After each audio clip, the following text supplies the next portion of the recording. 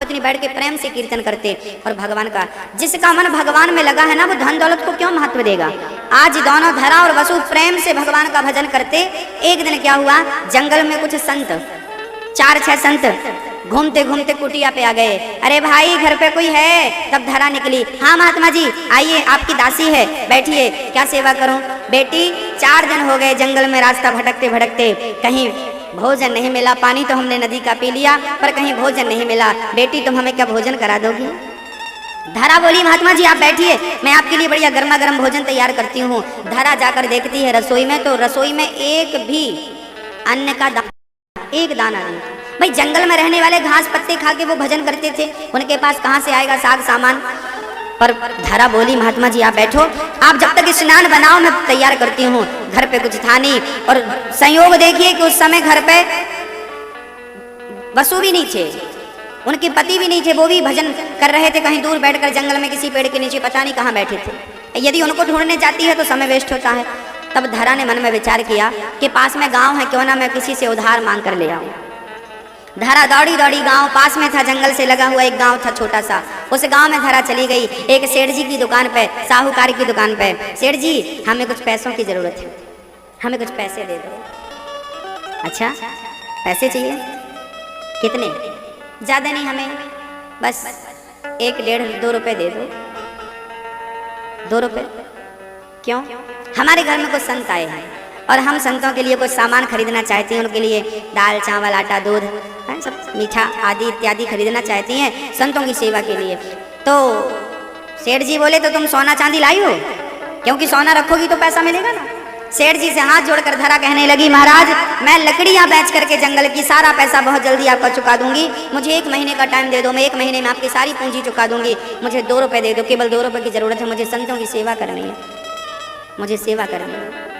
सेठ जी बोले ना ना देख वो तो सब ठीक है पर मैं किसी को उधार नहीं देता। हाँ यदि तुम सोना चांदी रखो अपना कुछ तो मैं दे देता हूँ, पर तुम्हारे पास कुछ नहीं, मैं कैसे भरोसा कर लूँ तुम वापस आओगी? महाराज मेरा भरोसा करिए।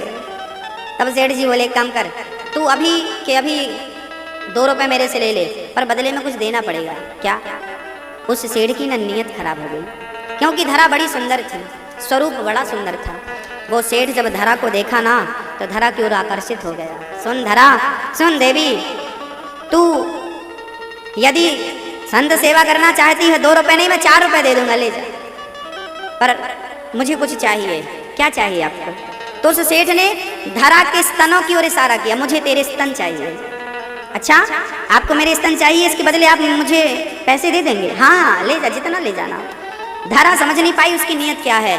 तभी पास में चाकू पड़ी थी, धरा ने अपने दोनों स्तन काट दिए। स्तन काट करके धरा ने और काट करके उसकी तराजू में रख दिए। तुझे मेरे स्तनों से प्यार था ना, ये मेरे स्तन तेरी तराजू में है, तुझे जो प्यार करना हो इनके साथ करना, मुझे मेरे पैसे दे दे। सेठ की आंखों में आंसू आ गए, राम राम मैंने बड़ा अपराध कर दिया, संत सेवा में इसने अपने स्तनों को दान कर दिया, इतनी बड़ी भक्ता का मैंने अपमान कर दिया। निकाले पैसे उसने दे दिए। धरा ने वैसे ही लथपथ खून की धाराएं बह रही थी, रक्त बह रहा था, जाकर सब्जी खरीदती है, दाल चावल गुड़ मेवा मिष्ठान खरीदती है और अपने हाथ से प्रसन्न चित्त से, इस बात का दुख नहीं कि मेरे शरीर से रक्त बह रहा है, प्रेम से भोजन बनाती है और संतों को बिठाती है, आओ महाराज ये लो खीर, ये लो मालपुआ, ये लो मिष्ठान, प्रेम से संतों को खिला रही है। तभी संतों ने देखा धरा बेटी ये तेरी साड़ी गीली क्यों है रक्त से, ये देखो रक्त बह रहा, क्या हुआ बेटी? महात्मा जी आप पहले पेट भर के भोजन कर लो, इसके बाद में अपना ये सारा हाल सुनाऊंगी, पहले आप खाओ। आप यदि सुन लेंगे ना तो आप खा नहीं पाएंगे। संतों ने प्रेम से भोजन किया। अभी हाथ नहीं धुला संतों ने, हाथ नहीं धुला संतों ने, और कहा जल्दी से बता ये तेरे शरीर से रक्त क्यों बह रहा है? तब धरा ने कह दिया महात्मा जी आपके लिए मेरे घर में कोई अन्न नहीं था, एक सेठ के घर गई, उन्होंने मेरे शरीर का सौदा कर लिया, बोले मेरे कुछ तेरे स्तन चाहिए, तो मैंने अपने स्तनों को काट के उसके पास रख दिया, बदले में पैसे लाकर आपका भोजन करा रही हूँ। वो संत थोड़ी थे, उस संत के रूप में भगवंत थे, भगवान प्रकट हो गए। देवी धन्य हो आप, मैं आपकी परीक्षा लेने आया। भगवान शंख चक्र गदा लेकर प्रकट हो गए और धरा को अपने हृदय से लगाया, कृपा ऐसी करी कि माँ स्वस्थ हो गई, उसका शरीर पहले जैसा हो गया, स्वस्थ हो गया। और भगवान ने कहा देवी आपने अपने स्तनों का दान किया है, अगले जन्म में आप यशोदा बनकर आना और मैं आपके इन पवित्र स्तनों का पान करूंगा, दूध पी करके मैं आपको आज के ऋण से ऋण करूंगा। मैं ऋणी हो गया क्योंकि मेरे भोजन के लिए आपने अपने स्तनों का दान किया, इसलिए आपके स्तनों का पान करके आपका बेटा बनकर अगले जन्म में और मैं ये ऋण अदा करूंगा। लो भैया, आज वो धरा यशोदा बनकर आई है। भगवान यशोदा के गर्भ से जन्म तो नहीं लिए, गर्भ से किसके जन्म लिए? देवकी। ये देवकी कौन है? देवकी के गर्भ से जन्म तो लिया पर दूध एक रत्ती नहीं पिया, एक घूंट भी नहीं पिया। कारण क्या है? ये कौन है? कहा जाता है कि ये कैकेयी माँ है। जब कैकेयी माँ राम जी से मिलने चित्रकूट आई तो कैकेयी माँ बहुत घुट रही थी, मेरे कारण मेरा राम वनवास आ गया। अब तो महसूस हो चुका था ना कि मैंने गलती की, मैंने अपराध किया। रो रही थी। राम बार बार हृदय से लगा रहे, माँ क्यों रोती हो, क्यों रोती हो? बेटा क्या तूने मुझे माफ कर दिया? राम कैकेयी, राम जी बोले, माँ मैं आपका बेटा हूँ, माँ मैं आपको माफ कर दिया, ठीक है। कैकेयी बोली कि राम यदि तूने मुझे माफ किया है तो मुझे एक वचन दे। कौन सा वचन? बोले अगले जन्म में तू मेरा बेटा बन के पैदा होगा। यदि तू मेरा बेटा बन के पैदा हुआ तो मैं समझूंगी कि तूने मुझे माफ कर दिया। राम जी बोले, मैया अगले जन्म की प्लानिंग तो हो चुकी है, ठीक है, अगले जन्म में तो मुझे यशोदा का बेटा बन के जाना है, ये प्लानिंग हो चुकी है। लेकिन आप बोल रही हो तो ठीक है, मैं आपका बेटा बन जाऊंगा पर दूध मत पिलाना। मैं दूध तो अपनी यशोदा का पीऊंगा, ठीक है, आपके गर्भ से जन्म ले लूंगा, लेकिन दूध आपका नहीं पीऊंगा, दूध मैं यशोदा का पीऊंगा। इसलिए दूध पीने चल पड़े। सच्ची बात तो ये थी कि भगवान को ये लीला रचनी थी, माँ को प्यार देना था, गोपियों को प्यार देना था, इसलिए आए, नहीं तो मथुरा में पैदा हुए थे। उसी दिन जो भगवान सब ये सब कर चुका, जेल के ताले वाले सब खुल गए, तो क्या वो कंस को नहीं मार सकते थे? कंस को मारना तो उद्देश्य ही नहीं था, ये तो बाद का सब्जेक्ट है। पहले तो भक्तों को सुख देना, आनंद देना, उनकी इच्छाएं पूरी करना, ये उद्देश्य था मेरे गोविंद का। प्रेम से भगवान यशोदा की गोद में आज प्रेम से खेल रहे। तभी गोपियां शिकायत करने आ गई, मैया आज तेरे लाला की शरारत गिनाए हुए आई है। क्या शरारत की मैया लाला ने? मैया वत्सान मुंचन क्वचित समय क्रों से संजात हासा। तेरे लाला ने आज हमारे छोटे छोटे बच्चों को खोटे से खोल दिया। मैया बोले, वाह वाह वाह, आ गई मुंह घुमाए थे, शिकायत करवे मैया से सवेरे से नींद खराब कर दी उदारी को तुम सबन ने। मैया बोली, अरे बजरन को खोल दियो छोरा ने तो जाके गैया दहलो, शिकायत करने की जरूरत है का? ओ मैया ऐसे समय में बछड़ा ना खोला तेरा छोरा, ऐसे समय में खोला जब गैया दहबे को समय ना हो। पूरा दूध जाके बछड़ा पी लेवे और हम तो खाली बर्तन लेके हमें 4 दिन से हमारे घर में बच्चों ने दूध नहीं पियो तेरे छोरा के कारण। मैया बुलाई रही है, ए लाला कन्हैया यहाँ बेटा। ये सखियां क्या कह रही हैं? मैया इनकी बातों को ध्यान मत दो, एक नंबर की चोटी है, झूठी है। अच्छा क्या झूठ का है? मैया ये सब गोपियां हमारे गाल पकड़ पकड़ के खींचती हैं, कहती हैं छोरा हमसे ब्याह करेगो। अब बता मैया मैं इतनों से इनसे ब्याह कैसे करूं? मैया जी कितनी सारी जगह आगे है और पीछे बिल्कुल नहीं है। हाँ थोड़ा सा आगे आ जाओ, बिहारी जी बुला रहे हैं आपको और करीब, ये मौका मत गवा। मैया जी आप लोग भी आओ, थोड़ा थोड़ा आ जाओ। हाँ प्रेम से आगे आओ। श्रीमन नारायण नारायण नारायण श्रीमन नारायण और आगे नारायण नारायण भजमन नारायण नारायण नारायण भजमन नारायण नारायण नारायण श्रीमन नारायण नारायण नारायण श्रीमन नारायण नारायण नारायण लक्ष्मी लक्ष्मी लक्ष्मी नारायण नारायण नारायण लक्ष्मी नारायण नारायण नारायण श्रीमन नारायण नारायण। और आगे मैया कितनी जगह है?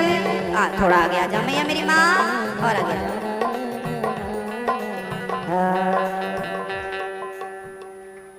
थोड़ा और आ गया मेरी मैया। मैया जी ओ मैया आप भी आओ आगे, आ जाओ, थोड़ा आगे आ जाओ। हाँ? नहीं ये जगह यहाँ कुछ बिछा दीजिए ना, यहाँ कुछ बिछा नहीं है। ठीक है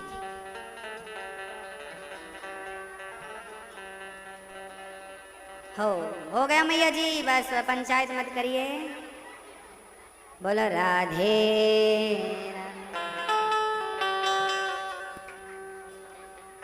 वत्सान मुंचन क्वचित समय क्रोश संजात हासा। मैया तेरे लाला ने बछड़े खोल दिया। मानो ये गोपियां कहती हैं कि बछड़े तो खूंटे से बंधे थे, ये बछड़े तो हमेशा बंधे रहते खूंटे से, पर आज समय में ही तेरे लाला ने खोल दिया। मानो गोपियां कहना चाहती हैं कि हम ही वो बछड़े हैं जो संसार के खूंटे से बंधे हैं। तेरा लाला कृपा करता है तो आज समय में ही कृपा हो जाती है। कृपा होने का टाइम नहीं है, फिर भी भगवत कृपा आज समय में हो गई। ये तेरा कृष्ण है। वत्सान मुंचन क्वचित समय क्रोश संजात हासा। और हम डांटती हैं तो हा हा हा करके हंसता है। मैया बोली जरा डांटियो करो छोरा को, बिगड़ जावे को मैं कब तक डांटू भैया, तुम्हारी गलती करे तो जरा एक दो थप्पड़ जमायो करो। एक सखी बोली मैया थप्पड़ जमावे की बात कर रही है, तेरो लाला एक दिन हमारे घर में आयो, यानी दादी के ने पूरा मक्खन चुरा के खायो। हमें बड़ी गुस्सा आई, राम राम राम, पूरा मक्खन मैंने बाजार के लिए रखा और इसने पूरा चट कर लिया। मैंने बड़ा क्रोध किया और जब क्रोध करके मैं इसकी तरफ दौड़ी ना मैया, तो ये मेरी तरफ देख के ना मुस्कुरा दिया। और जब इसने मुस्कुराया ना तो पता नहीं मैया क्या हुआ, बड़ा प्यार आ गया और कुछ सब सारा गुस्सा मेरा भूल गया, कुछ याद ही नहीं रहा। मैया क्या बताऊं, तेरे लाला की जो मुस्कान है ना, ये मुस्कान तो क्रोध को हरण कर लेती है, खत्म। बात सही है, भगवान की जो मुस्कान है ना, यही तो माया है। एक बार मुस्कुरा दें सब पागल हो जाएं। आप लोग बैठे हो ना, भी मुस्कुरा दें ठीक ठीक तो सब बेहोश हो जाएंगे। ऐसे इनकी मुस्कान इतनी प्यारी है, इतनी प्यारी है कि एक बार मुस्कुरा दें तो सब निहाल हो जाए। अब गोपियां कह रही हैं मैया हम मटकियां भर भर के रखती हैं। तब तेरो लाला पूरी मटकियां गोल ब्रजवासियों का गोल बनाता है, सारे ब्रजवासियों को पहले मक्खन खिलाता है और बाद में सरदार साहब खुद खाते हैं। सबको खवाए के बाद इसने खाया और पूरा माखन खवाए के बाद जो मटकियां बची चढ़ चढ़ करके तोड़ दिया। एक दिन तो गांव में ढिंडोरा पीट दिया। कन्हैया ने सुना सखियो, अयोध्या से, वृंदावन से, काशी से, जगन्नाथपुरी से बड़े बड़े संत आ रहे हैं, पता नहीं है। अच्छा संत आ रहे हैं, हाँ तो एक काम करो, जितना मक्खन है सब बाहर रखो। तो हम सबन से यानी मक्खन बाहर रखवा लियो और कह दियो कि बड़े बड़े साधु संत आ रहे हैं। और हम लोग जब माखन लेके आए ना तो बंदर पंक्ति लगा के बैठे थे, पंगत लगा के, सारे बंदर पंगत लगा के बैठे। हमने कहा तारी के यही साधु संत हैं। अरे गोपी तू जाने ना, इनसे बड़ो साधु कौन होवे, बोला मक्खन। और जब हम लेके भागने लगी ना तो छीन लिया मक्खन और सारे बंदर भालुओं को ऐसे पंगत पत्तल डाल डाल के, लो तुम भी खाओ, तुम भी खाओ, पिछले जन्म में नहीं खाया ना, अब खाओ मैया। ये तो पिछले जन्म की बात करे, पता नहीं क्या बात है। मानो भगवान कह रहे थे कि पिछले जन्म में तुम लोगों ने हमारी खूब सेवा करी है बंदर भालू बनकर, जब मैं राम बनकर आया तब खिला तो पाया नहीं, इस जन्म में आओ और प्रेम से भोग लगाओ, पिछले जन्म का भोजन इस जन्म में करो। तो बंदर भालुओं को पंगत में बिठा बिठा के सारे भाव से खिला रहे हैं। सारी गोपियां शिकायत करने आ रही हैं। अच्छा एक दिन भगवान श्री कृष्ण ना चोरी करने वृंदावन से बरसाने चले गए और बरसाने जब गए ना तो वहां पर राधा रानी के बारे में ऐसा कहा जाता है कि जब राधा रानी का जन्म हुआ, बृषभानु जी ने इनको कमल के पुष्प पे देखा तो उठा कर ले आए। इनकी आंखें, इनके नेत्र बंद थे। कहा जाता है कि राधा रानी पहले आ गई थी भगवान कृष्ण से। राधा रानी कृष्ण से बड़ी है ना, तो राधा रानी पहले आ गई तो श्याम सुंदर बाद में आए। राधा रानी बोली प्रभु आप पहले आओ, मैं बाद में आऊंगी। कन्हैया बोले ना राधा रानी आप पहले जाओ मैं। तो कन्हैया बोली ठीक है, जब तक आप नहीं आओगे, जब तक आपका दर्शन नहीं होगा, तब तक मैं अपने नेत्रों को नहीं खोलूंगी। बृषभानु ने देखा 4 महीने की छोरी हो गई, 5 महीने की हो गई, उसने नेत्र नहीं खोला। अब तो गाँव में हल्ला मच गया कि बृषभानु की छोरी अंधी है। सारे लोग अंधी अंधी कहने लगे, अंधी है ये, अंधी है ये, कुछ कुछ दिखता नहीं, अंधी है। एक दिन बृषभानु जी महाराज जब बरसाने श्री वृंदावन गए और नंद बाबा को बधाई देने गए कि बाबा तेरे बुढ़ापे में छोरा भयो बधाई हो, तो राधा को लेकर गए। तब यशोदा ने अरे बहन छोरी भई है, ला ला ला ला। यशोदा ने राधा को हृदय से लगाया और बोली तुम बैठो हम नाश्ता लगाती हैं। राधा रानी को कृष्ण की पालकी पे लिटा दिया। तो कन्हैया और कृष्ण, कन्हैया और राधा एक ही पालकी पे लेटे और जब लेटे तो राधा रानी ने करवट ले ली और राधा रानी करवट पहले तो हाथ से देखती हैं, हाँ हाँ यही कृष्ण है। कन्हैया बोले हाँ हाँ हम ही हैं, तुम आओ हमारे पास।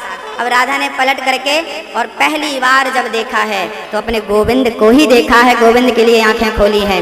राधा रानी किसी को देखना ही पसंद नहीं करती वो कृष्ण के अतिरिक्त। ये चीज हमें भी करना चाहिए, हम देखें तो केवल कृष्ण को।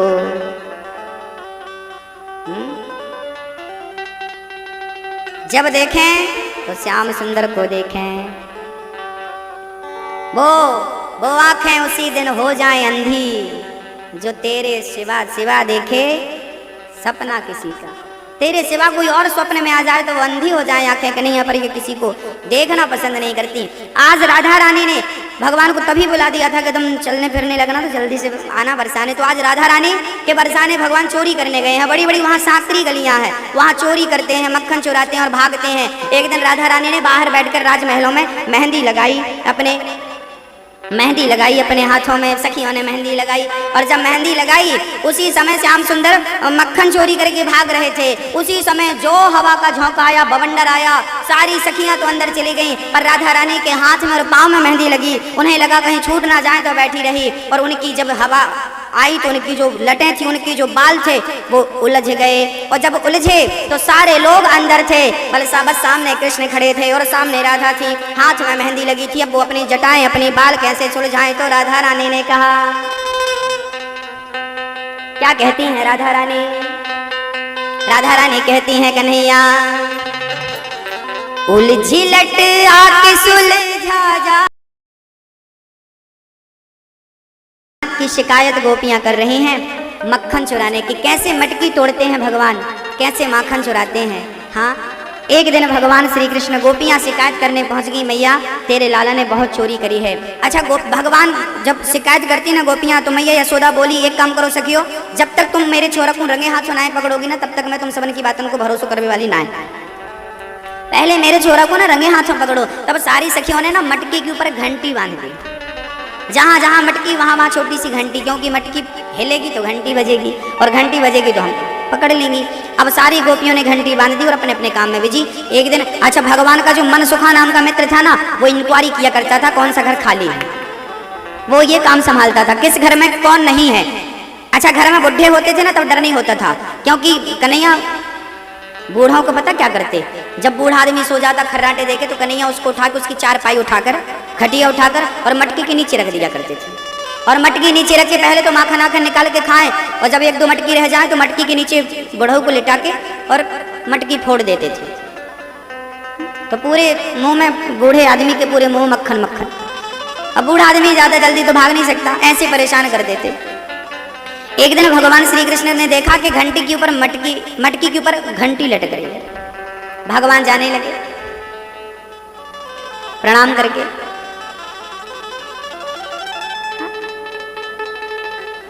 घंटी कहने लगी प्रभु कहाँ जा रहे हो? भगवान बोले भैया आज माखन चुराने का, माखन खाने का प्रोग्राम कैंसल। अब हम माखन नहीं चुराएंगे, मटकी नहीं तोड़ेंगे। क्यों? बोले मटकी के ऊपर घंटी बंधी और घंटी ने थोड़ी भी आवाज करी तो पकड़े जाएंगे। हाँ, पकड़े जाएंगे। तब भगवान जाने लगे तो घंटी ने आवाज लगाई, कन्हैया सुनो, क्या है, तुम क्या कर रही हो यहाँ बीच मंदिर में रहना चाहिए कि मटकी के ऊपर लटकना चाहिए तुमको?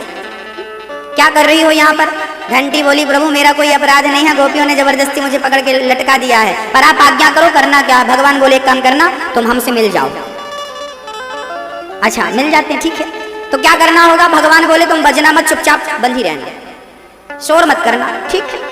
सारे ब्रजवासियों ने गोला बनाया, भगवान ऊपर चढ़ गए, सबको ब्रजवासियों को मक्खन खिला रहे हैं। घंटी सचमुच नहीं बजी, सबने मक्खन खाया, घंटी नहीं बजी। अब भगवान को लगा सब खा लिया है, थोड़ा हम खा लें। और जो भगवान खाए मक्खन, घंटी टन टन टन टन टन टन टन करके बजने लगी। भगवान बोले क्यों बज गई? घंटी बोली प्रभु मेरा कोई दोष नहीं है, दुनिया के लोग खाते हैं, मेरा बजना आवश्यक नहीं होता, पर मेरा गोविंद भोग लगाए और मैं ना बजूं, हो नहीं सकता। आप खाए, मैं बज गई। गोपी आई और कान पकड़ी, और जब कान पकड़ी तो क्या हुआ? पकड़े गए कृष्ण भगवान, कि पकड़े गए कृष्ण भगवान।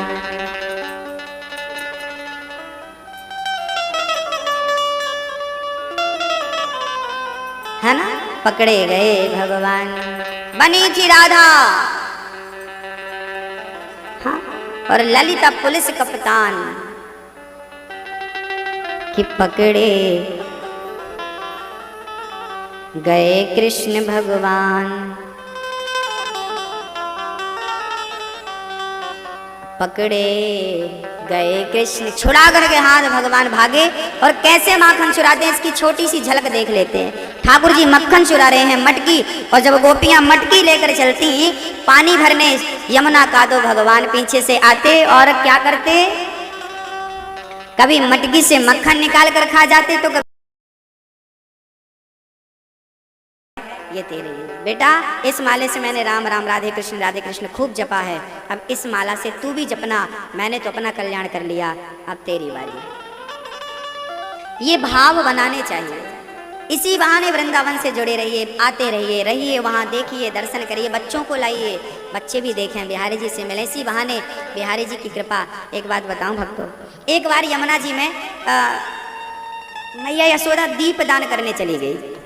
पूर्णिमा का, कार्तिक पूर्णिमा आती है ना, तो बड़ा लोग दीप दान करते हैं। तो एक दिन यशोदा मैया ने भी दीप दान किया, पूरे ब्रजवासियों ने किया, यमुना का पूरा जल दीप से भर गया।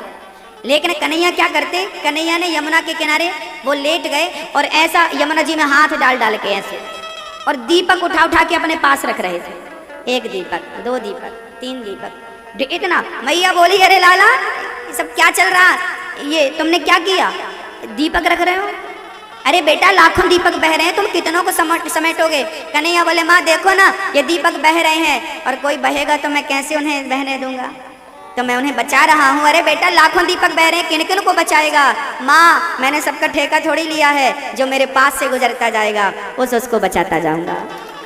बस ये बात पर्याप्त है कि दिल्ली और यूपी में कितने लोग रहते हैं, पर बिहारी जी कहते हैं, जो मेरे दरबार पे आता रहेगा, जो मेरे करीब रहेगा, बस उन्हें पार लगाता जाऊंगा, उन पर कृपा बरसाता जाऊंगा। तो जो कन्हैया के पास है वो कृपा से भरा है। इसलिए आप और आपके बाद बच्चों को जरूर कहना कि बेटा तो बिहारी जी से मिलने जाया कर, एक दिन का समय निकाला कर, महीने में, हफ्ते में, साल में, और बिहारी जी से मिला कर। और ये माला पकड़ मेरी बेटा, तू माला पकड़, और मेरे मरने के बाद ये माला तेरी, तू जाप करना।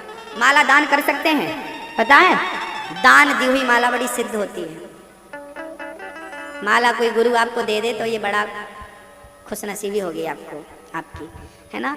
गुरु का दिया हुआ गुरु के दिए हुए भगवान, गुरु की दी हुई माला बड़ी सिद्ध होती है। इसलिए माला आप भी अपने बच्चों को, कहते हैं ना माला सिद्ध हो जाती है, ऐसा नहीं कि गुरु की माला आप भी देखो, मैंने इस माला से सीताराम सीताराम जपा है लाखों बार, करोड़ों बार, तो मेरी ये माला सिद्ध हो गई ना।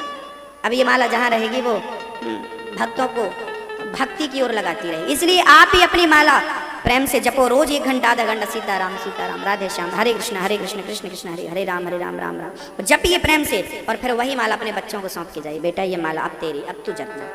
तो मैया जी, भैया जी, अभी तक तो ये नहीं किया होगा, अब करेंगे कि नहीं?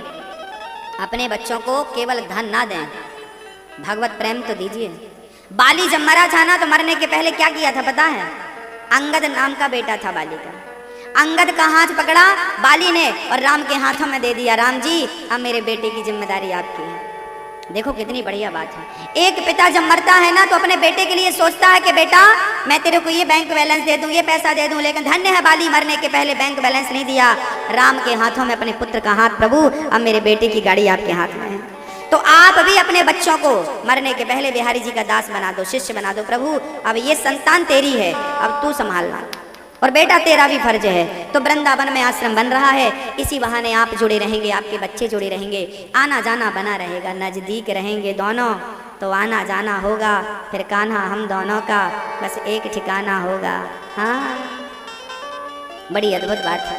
तो कुछ भक्तों ने आजीवन सदस्य बन करके, कुछ भक्तों का कहना है कि हम उस आश्रम में थोड़ा सा दान करेंगे जो हमसे बन पड़ेगा, ताकि हमारा दान उस वृंदावन तक पहुँचे और हमारे नाम से वहाँ पर एक ईंट भी आए, तो वहाँ पर आश्रम बने, उस आश्रम में वृद्धों की सेवा हो, और वृद्धों की सेवा होगी तो मैं मान लूँगा कि मेरी माँ की सेवा हो रही है, मैं मान लूँगा कि मेरे पिता की सेवा हो रही है।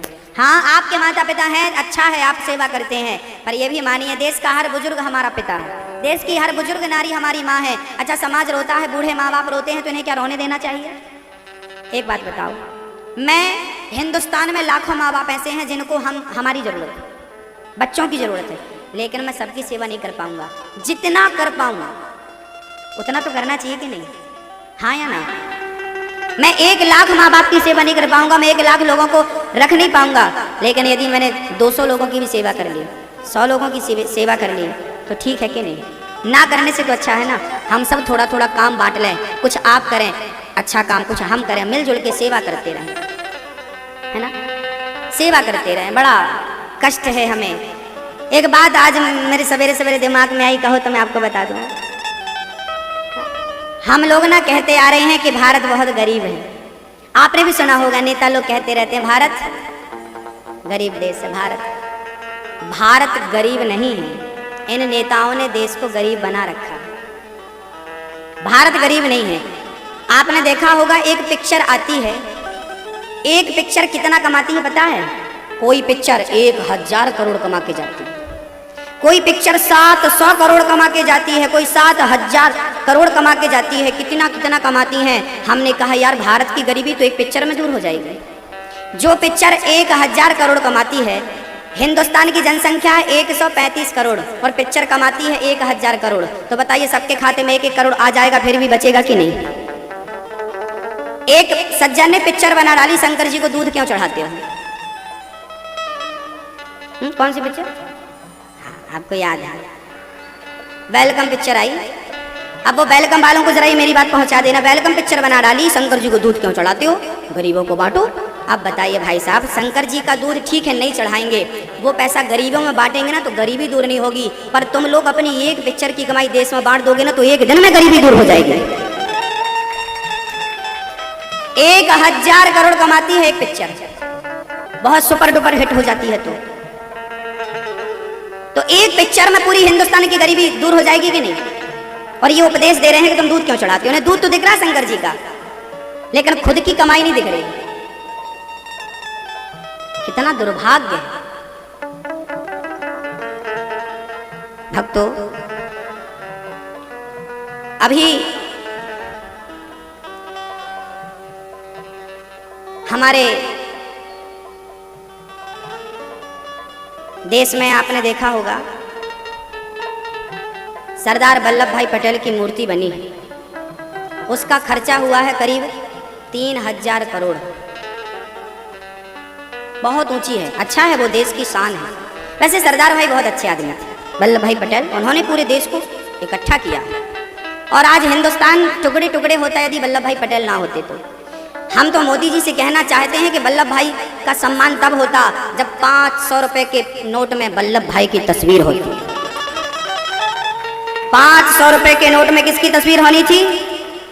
वल्लभ भाई की तस्वीर होनी थी। और जो खर्चा वल्लभ भाई की मूर्ति में हुआ 3000 करोड़, उसका क्या होना था?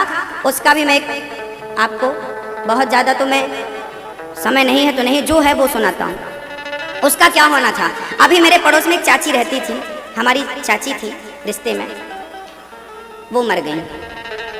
जानते हो क्यों मर गई? गरीब थी, उनको ना बीमारी हो गई थी, टीबी। डॉक्टर ने बोला था 25,000 रुपये लगेगा ऑपरेशन में। इतना गरीब था कि 25,000 नहीं जुटा पाया। 4 बच्चे थे और 25,000 के चक्कर में 40 साल की हमारी चाची मर गई। ऐसी कितनी आपकी भी चाचियां होंगी। हिंदुस्तान की कितने गरीब तबके का आदमी है। मेरी माँ, हमारे गांव में तो इतने गरीब लोग हमने देखे हैं कि उनका 200 रुपये डॉक्टर ले लेता था ना तो शाम को फिर चूल्हा नहीं जलता था कि आज तो 200 रुपये डॉक्टर ने ले लिए, सर्दी हो गई ना जुकाम, आज हमने इलाज करा लिया अपना। ऐसे ऐसे गरीब भारत में हैं जो बिना इलाज के मर जाते हैं। टीबी है, कैंसर है। हमारी एक बहन अभी थी, अभी 2-3 महीने पुरानी घटना, उसके दिल में छेद था, दिल में छेद था, इलाज कराया पर इतना पैसा कहाँ था कि वो बहुत बड़े पैमाने पे इलाज करा पाए। बेचारी अभी मर गई 3 महीने पहले, छोटे छोटे बच्चे। तो मैं मोदी जी से, मैं भारत के प्रधानमंत्री से निवेदन करना चाहता हूँ कि आप सरदार वल्लभ भाई की मूर्ति पर 3000 करोड़ खर्चा करते हैं, एक निर्णय ऐसा लीजिए जिसमें भारत का हर व्यक्ति अपना इलाज मुफ्त करवा सके, कोई चार्ज ना हो। हम नहीं कहते कि आप सबके खाते में 1-1 करोड़ रुपया डालिए, क्योंकि सरदार वल्लभ भाई की मूर्ति में जितना खर्चा आया, 125 करोड़ की आबादी जनसंख्या भारत की है, 135 करोड़, और मूर्ति का खर्चा है 3000 करोड़। तो बताइए 1-1 करोड़ सबके खाते में आ जाता, फिर भी बच जाता कि नहीं? फिर भी बच जाता। मैं ये नहीं कहता मुझे दे दो, आपको दे दो, क्योंकि हमें पैसा मिल जाएगा तो हम काम धाम करना छोड़ देंगे। हमें पैसा नहीं चाहिए सरकार से, हमें 1 रुपये नहीं चाहिए किसी से, लेकिन हमें इलाज चाहिए। हमारे देश का गरीब आदमी इसलिए ना मर जाए कि वो कैंसर का इलाज नहीं करा पाया, वो चिकनगुनिया का इलाज नहीं करा पाया, वो फलानी बीमारी का इलाज नहीं करा पाया। हमारे देश की व्यवस्थाएं तब ठीक होंगी, हमारे देश में एकता तब आएगी, प्रेम मोहब्बत तब जागेगी जब हम सब लोगों के जीवन में दो चीजें मिल जाएंगी। एक तो शिक्षा। अमेरिका में हम लोग कह रहे हैं हम भारत को अमेरिका बनाएंगे। क्या अमेरिका बनाएंगे? केवल रोडें बना देने से कोई अमेरिका थोड़ी बन जाएगा भारत। अमेरिका में ओबामा का बेटा और ओबामा के ड्राइवर का बेटा एक ही स्कूल में पढ़ता है, वहां की शिक्षा समान है, एक है। हमारे देश में भी होना चाहिए। अब बताइए 3000 करोड़ यदि खर्च हो सकते हैं तो क्या शिक्षा के लिए खर्च नहीं हो सकते? क्या इलाज के लिए खर्च नहीं हो सकते? क्या भारत इतना समर्थवान नहीं है? एक पिक्चर 1000 करोड़ कमाती है तो एक पिक्चर के बजट में हिंदुस्तान के तमाम लोगों का इलाज हो सकता है, हाँ या ना? तो मोदी जी तक मेरी ये बात पहुंचाइएगा कि 2019 के चुनाव में शपथ पत्र पे, अपने घोषणा पत्र में 2 चीजें जरूर ऐड करें। या तो देश के हर व्यक्ति को, अमीर हो गरीब हो, टैक्स और लो हमसे, लेकिन हिंदुस्तान की मां दवाई के बिना ना मर जाए। एक किसी को अटैक आता है ना साहब, 50,000 का इंजेक्शन, और बीमारी से खतरा नहीं है आजकल, डॉक्टरों से खतरा है। बीमारी से ज्यादा भयंकर डॉक्टर हैं। अभी मेरे पहचान के एक सज्जन थे, उन्होंने बताया हमारा आदमी मर गया था फिर भी 2 दिन तक भर्ती कर रखा। इनको तो बेड भरने हैं ना। तो मोदी जी कब ध्यान देंगे? आम जनता त्रस्त हो गई है इन डॉक्टरों से। सारे डॉक्टर ऐसे नहीं है पर 80% ऐसे हैं। मुर्दों को भर्ती कर लेते हैं। इंसानियत अभी आपने अखबार में पढ़ा होगा, दिल्ली की घटना है शायद। एक माँ को 2 बच्चे पैदा हुए थे, एक जिंदा था एक मरा पैदा हुआ था, तो जिंदा वाले बच्चों को भी पॉलीथिन में पैक करके दे दिया था, मर गया है। जब उसे उसका संस्कार करने, ये बात सच है, अखबार में आई थी, ये बात सच है। जब उसका अंतिम संस्कार करने के लिए ले गए ना तो उसकी धड़कन चल रही थी, बाद में लाए तब तक देर हो चुकी थी, वो बच्चा मर गया। सही समय पे इलाज मिल जाता तो क्या वो बच्चा मरता? उस बच्चे की मृत्यु का जिम्मेदार कौन है? डॉक्टर है या नहीं? लापरवाह कौन है? डॉक्टर लापरवाह होते हैं ना, तो यही हाल होता। और भारत की शिक्षा और भारत के डॉक्टर बिगड़ गए तो भारत को बिगड़ने में कितना टाइम लगेगा? इन 2 के स्तंभ पर तो हम सब खड़े हैं। एक आदमी, जब एक मेरे पहचान के सज्जन थे, डॉक्टर के पास गए, डॉक्टर ने कहा कि इनको स्टैंड डालना पड़ेगा, यहाँ पर स्टैंड डालना पड़ेगा। कितने का? 5 लाख का। एक स्टील का स्टैंड 5 लाख का डॉक्टर डालता है। स्टील इतना महंगा हो गया, 5 लाख का, जबकि जरूरत नहीं थी। जिस चीज की जरूरत नहीं होती ना उस चीज को भी डाल देते हैं डॉक्टर। उन्हें तो